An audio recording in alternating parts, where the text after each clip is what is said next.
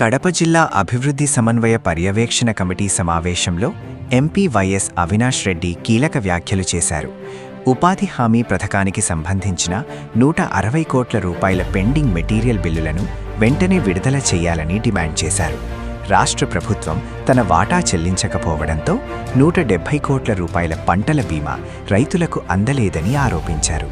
అలాగే ప్రకృతి వైపరీత్యాలతో నష్టపోయిన పులివెందుల అరటి రైతులను ఆదుకోవాలని, పనిచేయని వెదర్ స్టేషన్లను వెంటనే బాగు చేయాలని కోరారు. జిల్లాలో ఇళ్ల మంజూరులో కూటమి ప్రభుత్వం విఫలమయ్యిందని విమర్శిస్తూ జగనన్న కాలనీల్లో నిలిచిపోయిన మౌలిక వసతులను పూర్తి చేయాలని డిమాండ్ చేశారు. వేముల, వేంపల్లి మండలాల్లో అక్రమ మైనింగ్పై కఠిన చర్యలు తీసుకోవాలని అధికారులను కోరారు. వైఎస్ఆర్ కడప జిల్లాలో కేంద్ర ప్రభుత్వానికి సంబంధించిన పథకాల మానిటరింగు, అదేవిధంగా కోఆర్డినేషన్ కోసం ఏర్పాటు చేసినటువంటి డిడిఎంసి మీటింగ్లో ఇవాళ నేను, నాతో పాటు మా జడ్పీ చైర్పర్సన్ రామ్ గోవింద్ రెడ్డి గారు, ఎమ్మెల్యే అమర్నాథ్ రెడ్డి గారు, అదేవిధంగా మరో శాసనసభ్యులు సుధమ్మ గారు, అదేవిధంగా మండలాధ్యక్షులు, ఈ జిల్లా కలెక్టర్, జిల్లా అధికారులు అందరం కూడా ఈ సమావేశంలో పాల్గొనడం జరిగింది. ఈ సమావేశంలో ముఖ్యంగా కేంద్ర ప్రభుత్వానికి సంబంధించిన పథకాలు రివ్యూ చేసి కేంద్రం దృష్టికి ఈ జిల్లాలోని కొన్ని పెండింగ్ ఇష్యూస్ కూడా తీసుకెళ్లడం జరుగుతూ ఉంది. ముఖ్యంగా ఉపాధి హామీకి సంబంధించి దాదాపు 160 కోట్ల రూపాయల మెటీరియల్ కాంపోనెంట్ బకాయిలు ఈ జిల్లాకు రావాల్సింది ఉంది. అది తక్షణమే రిలీజ్ చేయవలసిందిగా ఈ సమావేశం ద్వారా మరి కేంద్రం దృష్టికి తీసుకెళ్తా ఉన్నాం. అదేవిధంగా పెండింగ్ క్రాప్ ఇన్సూరెన్సు 173 కోట్ల రూపాయలు ఈ జిల్లాకు, మన జిల్లాకు రావాల్సింది ఉంది. అది కూడా తక్షణమే రైతులకు సంబంధించిన పెండింగ్ పంటల బీమా రిలీజ్ చేయవలసిందిగా ఈ సమావేశం ద్వారా కేంద్ర ప్రభుత్వం దృష్టికి తీసుకెళ్లడం జరిగింది. మరి మాకు అధికారులు ఇచ్చిన అప్డేట్ ప్రకారం అయితే మరి కేంద్రం అయితే మరి తన వాటా చెల్లించింది, రాష్ట్రం వాటా కూడా చెల్లిస్తే మరి తప్పకుండా ఆ పంటల బీమా రిలీజ్ చేస్తామని చెప్పారు. మరి తప్పకుండా ఆ దిశగా చర్యలు తీసుకోవాల్సిందిగా కూడా మరొకసారి కోరుతా ఉన్నాం. అదేవిధంగా ఇప్పుడు ఏదైతే 26 రబీకి సంబంధించి ఏదైతే ఇప్పుడు 26 ఖరీఫ్కు సంబంధించి ఏదైతే ఇప్పుడు రైతులు పంటల బీమా చెల్లిస్తూ ఉన్నారో, ప్రీమియం చెల్లిస్తూ ఉన్నారో, వెదర్ బేస్డ్ కావచ్చు, లేకపోతే పిఎం ప్రధానమంత్రి ఫసల్ బీమా యోజన కావచ్చు, దీనికి సంబంధించిన గడువు కూడా మరి రైతుల రిక్వెస్ట్ను దృష్టిలో పెట్టుకొని 24వ తేదీ వరకు మరి పెంచినట్టుగా కూడా మరి కలెక్టర్ గారు ఈ సమావేశం దృష్టికి తీసుకురావడం కూడా జరిగింది. అదేవిధంగా వెదర్ బేస్డ్ క్రాప్ ఇన్సూరెన్స్కి సంబంధించి కొన్ని లోపాలు ఉన్నాయి. ఆ లోపాలను సవరించమని చెప్పి కూడా మరి కేంద్రం దృష్టికి, రాష్ట్రం దృష్టికి ఈ సమావేశం ద్వారా తీసుకెళ్తా ఉన్నాం. ముఖ్యంగా వెదర్ బేస్డ్ క్రాప్ ఇన్సూరెన్స్లో ఉన్న ప్రధానమైన లోపాలు ఏంటంటే ఆటోమేటెడ్ వెదర్ స్టేషన్లు మండలానికి ఒక 2 మాత్రమే ఉన్నాయి. ఆ 2 కూడా పూర్తిగా పనిచేయని పరిస్థితిలో ఉన్నాయి. పెద్ద ఎత్తున గడిచిన 2 సంవత్సరాల్లో, గడిచిన అనేక సంవత్సరాలుగా మనం చూస్తూ ఉన్నాం.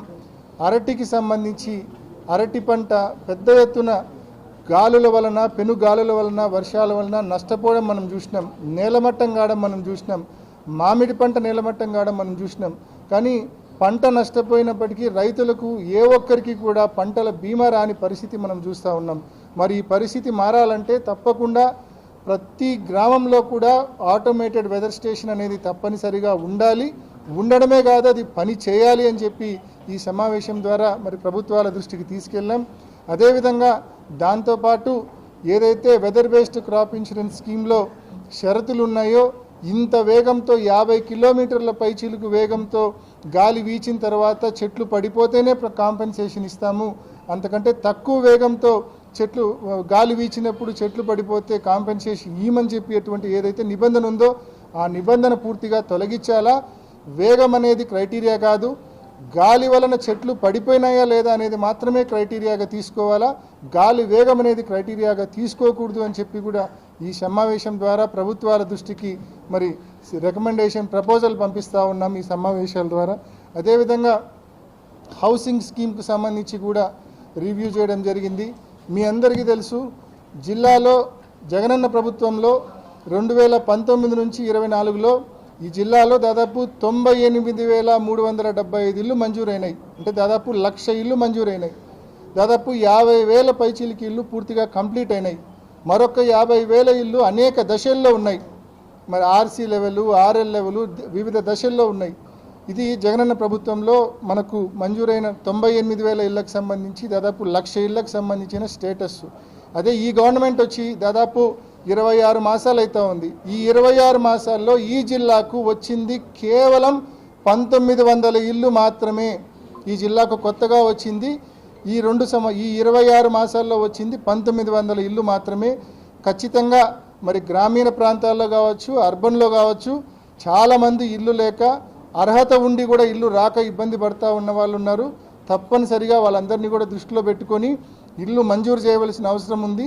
అదేవిధంగా జగనన్న ప్రభుత్వంలో ఏదైతే 99,000 ఇల్లు నిర్మాణం చేపట్టామో అందులో పూర్తయిన ఇల్లు ఉన్నాయి. కొన్ని 40,000 పైచీలకు పూర్తి కాని ఇల్లు ఏదైతే ఉన్నాయో వాటి డిఫరెంట్ లెవెల్స్లో ఆర్సీ, ఆర్ఎల్ లెవెల్లో ఉన్నాయి. వాటిని కంప్లీట్ చేసేందుకు కూడా ప్రభుత్వం చర్యలు తీసుకోవాలా. చర్యలు తీసుకోవడమే కాకుండా ముఖ్యంగా జగనన్న హౌసింగ్ కాలనీస్లో మరి మౌలిక వసతుల ఏర్పాటు, ముఖ్యంగా రోడ్స్ కావచ్చు, డ్రైన్స్ కావచ్చు, పైప్ లైన్స్ ఏర్పాటు చేయడం కావచ్చు, ఎలక్ట్రిఫికేషన్ కావచ్చు, అదేవిధంగా ఎస్టీపీస్ కావచ్చు, ఇవన్నీ కూడా సివరేజ్ ట్రీట్మెంట్ ప్లాంట్స్ కావచ్చు, ఇవన్నీ కూడా ముఖ్యంగా కడపలో 3 హౌసింగ్ లేఅవుట్స్ ఉన్నాయి. ఒక్కొక్క హౌసింగ్ లేఅవుట్లో 6,000 పైచీలకు ఇల్లు ఉన్నాయి. ప్రతి హౌసింగ్ లేఅవుట్లు కూడా ప్రొద్దుటూరులో 2 హౌసింగ్ లేఅవుట్స్ ఉన్నాయి. అక్కడ కూడా ప్రతి హౌసింగ్ లేఅవుట్లో 10,000 పైచీలకు ఇల్లు ఉన్నాయి. పులివెందుల్లో హౌసింగ్ లేఅవుట్ ఉంది, 7,000 పైచీలకు ఇల్లు ఉన్నాయి. మరి ఈ హౌసింగ్ లేఅవుట్స్ అన్నీ కూడా తప్పకుండా ప్రభుత్వం ముందుకు వచ్చి మౌలిక వసతుల కల్పన కూడా తొందరగా పూర్తి చేయాలా. పూర్తి చేస్తేనే ప్రజలు ఆ ఇళ్లలోకి మరి వినియోగంలోకి తీసుకొచ్చే అవకాశం ఉంటుంది. కాబట్టి 26 నెలలు పూర్తిగా ఇప్పటికే అయిపోయింది. ఇప్పటికైనా ఈ ప్రభుత్వం ముందుకొచ్చి హౌసింగ్ కాలనీస్లోని పెండింగ్ ఇష్యూస్, మౌలిక వసతుల కల్పన పైన చర్యలు తీసుకోవాలా, ఆ పనులు పూర్తి చేయాలని చెప్పి ఈ ప్రభుత్వాన్ని డిమాండ్ చేస్తూ ఉన్నాం. అదేవిధంగా ఈ జిల్లాలో జరుగుతూ ఉన్న నేషనల్ హైవేస్ వర్క్స్కి సంబంధించి కూడా రివ్యూ చేశాం. ముఖ్యంగా ఈ జిల్లాలో ఈరోజు నేషనల్ హైవేస్ పనులు ఏవైతే జరుగుతూ ఉన్నాయో అవన్నీ కూడా గడిచిన ప్రభుత్వంలో, జగన్మోహన్ రెడ్డి గారి ప్రభుత్వంలో ఇవన్నీ కూడా అప్పట్లో స్టేట్ హైవేస్ నుంచి నేషనల్ హైవేస్గా అప్గ్రేడ్ కావడము, టెండర్లు పిలవడము, పనులు మొదలు కావడం, ఇవన్నీ కూడా జగన్మోహన్ రెడ్డి గారి ప్రభుత్వంలోనే పనులు మొదలు పెట్టడం జరిగింది. అప్పట్లోనే SH to NH కన్వర్షన్ చేయడం, అప్గ్రేడేషన్ చేయడం జరిగింది. మరి ఈ పనులన్నీ కూడా, ఈ పురోగతి కూడా ఇవాళ మానిటర్ చేశాం. జిల్లాలో దాదాపు నేషనల్ హైవేస్కి సంబంధించి గ్రీన్ఫీల్డ్ రోడ్డు కాకుండా, ఈ జిల్లాలో only national highways greenfield road కాకుండా 440 కిలోమీటర్లు నేషనల్ హైవేస్కి సంబంధించిన పనులు జరుగుతూ ఉన్నాయి. మరి కొన్నైతే భూసేకరణ దగ్గర పెండింగ్ ఉన్నాయి, కొన్నైతే నత్తనడకన పని జరుగుతూ ఉన్నాయి. అవన్నీ కూడా వేగంగా పనులు జరగాలని చెప్పి కూడా ఈ సమావేశం ద్వారా ప్రభుత్వాల దృష్టికి తీసుకెళ్ళడం జరిగింది. కాబట్టి ఈ పథకాలన్నింటి మీద ఇవాళ తరోగా రివ్యూ చేసి కేంద్ర ప్రభుత్వం దృష్టికి తీసుకోవాల్సిన చర్యలపైన సిఫార్సులు, ప్రతిపాదనలు పంపించే కార్యక్రమం జరిగింది.